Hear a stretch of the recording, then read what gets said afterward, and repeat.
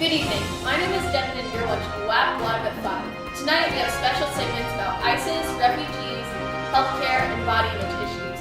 First up tonight we have Harley Randall, Spices Vices Specialist, joining us. Hello Devin. Hi Harley, welcome to WHAP Live at 5. So my question is, what is ISIS and what are their goals? Well, ISIS is a terrorist organization, and their goal is to establish a caliphate, which is basically having political power over their territory and becoming the leaders of the Islamic State. They have political control of the area and the people, which they would have to topple both the Syrian and Iraqi governments to have complete political control, but they also tax as if they do rule over the people. ISIS has destroyed many monuments and artifacts in their terrorist activities. According to CNN.com, ISIS has caused irreparable damage to Syria's cultural heritage, as writers said, and it's crucial that the digging and smuggling of antiques be stopped because Syria's history is critical in helping the people of Syria reconnect with the symbols that unite them across religious and political lines. CNN.com also reports ISIS cuts off the heads of statues and leaves or destroys the rest of them because the head of the statue is the most valuable. By doing this, they are destroying the cultural heritage of the people in the area. So Harley, how does ISIS make their money? Well, thank you, Devin. That's a great question. ISIS runs its organization as a business. They bring in money for their operations through several channels. According to CNN.com, the most profitable of their channels is their practice of oil smuggling. They make $1 to $2 million a day through smuggling and selling oils to those still in the territory. The reason that non-sympathizers buy oil from ISIS, a terrorist organization, is because oil prices are already so high and that's their last option. Another way that ISIS profits is through the sale of the priceless heads off monuments, as I already stated, and they also gain capital by extortion. They hold citizens of foreign countries, and in some cases wealthy businesses, leaders, for ransom for their government or their business to pay, and then they enforce taxes and tolls upon the people within the territory they operate under. So how does Islamophobia factor into all of this? Well, Islamophobia is a relatively new word referring to discrimination against or hostility toward those of the Islamic faith. Islamophobia in America has spiked since 9/11 and is on the rise with every terror attack by a Muslim.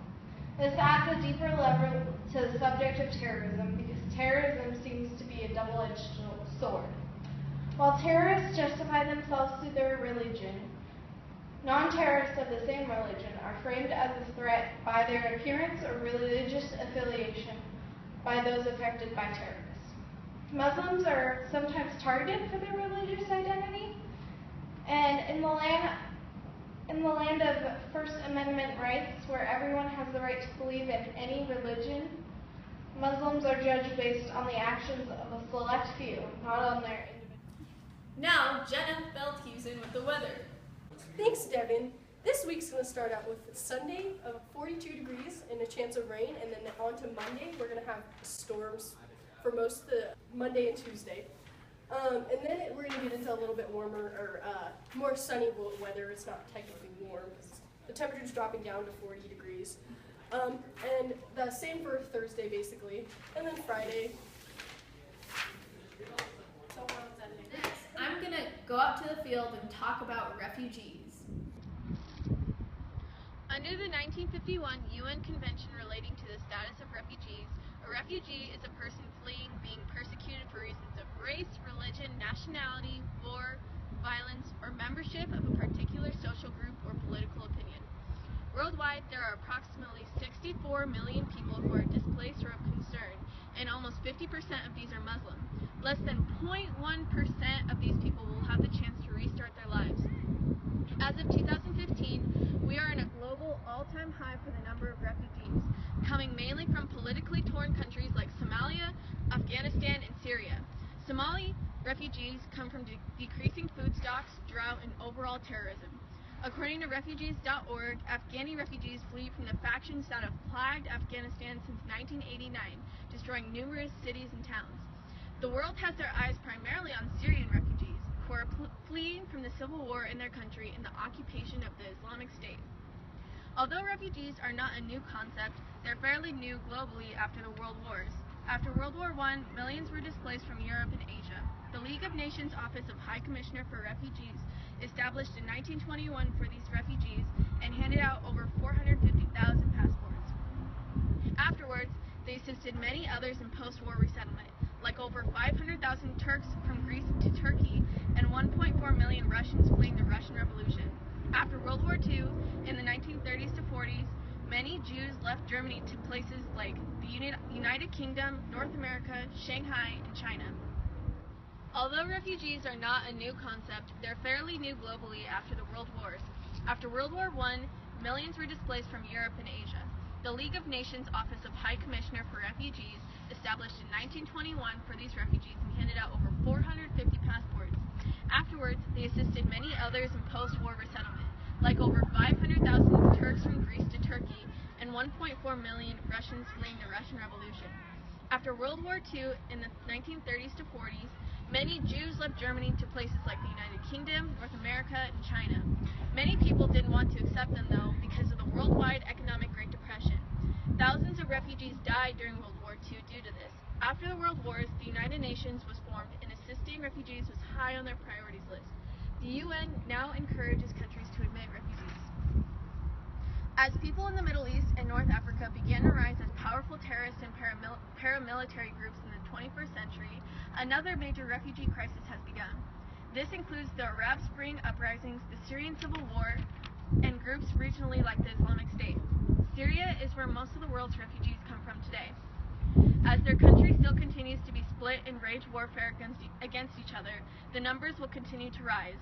Most of these refugees find refuge in Turkey, but they also primarily relocate into European and Asian countries. Last year, the U.S. took in 84,995 refugee applications. Syria contributed to over 12,000 of these refugees. Although, after Trump was enacted into presidency and also enacting the executive order of the travel ban from Muslim-majority countries, these applications to America have decreased. In fact, we've gotten the lowest number of applications for the U.S. in the past few months since 2013. Next up, we have Sage talking to us about healthcare reforms. Thanks, Devin. Today I am at Sacred Heart Hospital talking about healthcare reforms. The national issue healthcare reforms is being talked about across the country between neighbors, public figures like the President and in the Senate. Our President Donald Trump, as he was a candidate for presidency, his position on Obamacare after months of promising to repeal it, Trump said after his victory that he'd consider keeping the most popular features, like allowing young people to stay on their parents' insurance until 28 and guaranteeing that people with pre-existing medical conditions can't be denied insurance. The Affordable Care Act makes sure that Americans get fair treatment by healthcare providers, helping make insurance more affordable to lower and middle class Americans and small business employers, offering new consumer protections, enforcing a lot of new rules that will help eliminate wasteful spending, and generally contains about 1,000 pages of reforms aimed at addressing the complex issues of American healthcare. When Trump took presidency, the American Health Care Act was set in place. The bill would scrap tax penalties for people who go without health insurance, roll back the state-by-state expansions of Medicaid, defund Planned Parenthood, and replace means-tested insurance subsidies with tax credits based mainly on a person's age. According to Ashley from JAMA Network, 63% of Republicans and 21% of Democrats think that repealing the ACA is the top priority. In March 2017, 49% of the public viewed the ACA favorably and 44% don't. As Abby in the New York Times says, an estimated 20 million more people got health care thanks to the Affordable Care Act and expanded services, but the Republicans used the collapse of the ACA as an argument for making the American Health Care Act more stingily, leaving the states more responsible. In Washington, Noam and Levely from the LA Times looks back at health care issues from 22 years ago. Coming off historical electoral gains, the GOP legislators scrapped much of the law while pledging to make health insurance more affordable and free to state residents. From, I don't know how to say this word,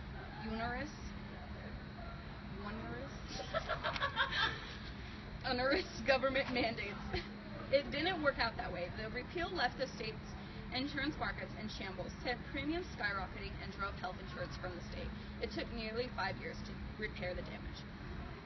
Last up, we have Jenna talking to us about how models and celebrities affect our body image.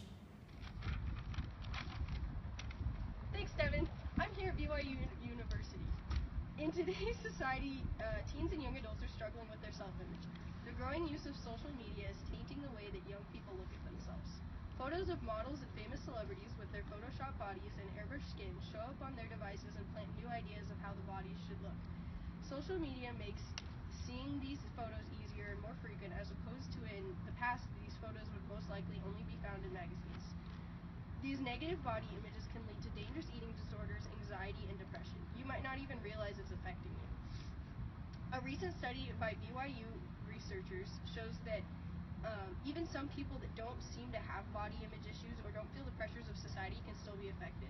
The researchers used an MRI to look at the brain when people were shown images of complete strangers. When women saw the images of strangers that particular image was of a female that was overweight, the self-reflection part of the brain was triggered. These women were unconsciously being impacted by the fear of becoming obese. Men, however, did not show the same triggers of the brain. Though none of these women actually had eating disorders or any sign of body image issues, they are much closer to the mental illness than men. This is most likely because of the fact that women have a more common body expectation. The researchers state that when bulimic and anorexic women see these pictures of overweight women, they become distressed, similar to the women not dealing with these mental illnesses. The same part of the brains react. Men are still affected in similar ways and can have all of these mental disorders, but their brains are not affected in the self-reflection part of the brain. Are you aware of how the body images portrayed are affecting you? Join us again tomorrow night on WHAP Live at 5. Good night! But that's fine. Interrupting your broadcast at WHAP Live at 5. As you may have heard, in 1951, the UN Convention relating to the status of refugees defines a refugee as a person fleeing or being persecuted for reasons of race, religion, nationality, violence, or membership of a particular social group. I'm here today to inform you about refugees locally in Spokane and statewide in Washington. You have heard what it is like on a global aspect, but here in the state of Washington, refugees are on the rise. According to the U.S. Department of Health and Human Services, in the year of 2015 alone, a total of 3,088 immigrants have been settled in Washington state. Reported by the Refugee Processing Center, since October 1st, 2016, Washington has obtained another 2,210 refugees. This is why the Washington State Department of Social and Health Services have declared to be ranked among the top 10 states resettling refugees in the U.S. There are many programs that have been put forth to help refugees in Washington state, such as TANF for cash and medical help for families in need, SNAP for food or electricity, and the RCA again for cash and families in need. There are programs in place for employment and language opportunities. In addition to those, there are health and youth services. The problem with many of these organizations is, although they do provide help and assistance, most of them have long and intensive applications to even have a chance of receiving assistance. After turning in your application, there is then a wait list. Once accepted, your application is reviewed, and after much time has passed, then you may have a chance of being accepted or turned down. Just repeat the application process again. The Washington Department of Social and Health Services has also stated that naturalization is a process by which U.S. citizenship is given to a legal immigrant after he or she fulfills the requirement established under the Immigration and Nationality Act. Once a refugee becomes a citizen, citizens have the right to vote, are free from deportation, can get assistance from the U.S., such as food stamps, temporary assistance to needy family, which is also TANF, and supplemental income. To become a U.S. citizen, an individual must learn basic U.S. history and civics and pass a written or oral exam given by the U.S. Citizenship and Immigration Service. The process takes approximately 12 to 18 months from date the application is sent to the date of the interview. In 2013, the Office of Refugee and Immigrant Assistance had about 17,200,000 to assist refugees throughout all 50 states. Those are dollars, by the way. It may sound like a significant number, but little is actually put in refugees' hands. For example, $3 million is put towards food, or an additional $3 million is for health screening. That is $6 million together. There are over 1 million refugees in the U.S. legally. In Washington state, a small amount of around 23,000 are able to naturalize every year.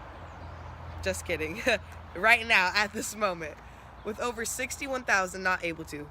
According to Refugees Women's Alliance, many thank Governor Jay Inslee for proclaiming that Washington will continue to be a state that welcomes those seeking refuge from persecution, regardless of where they come from or religion they practice.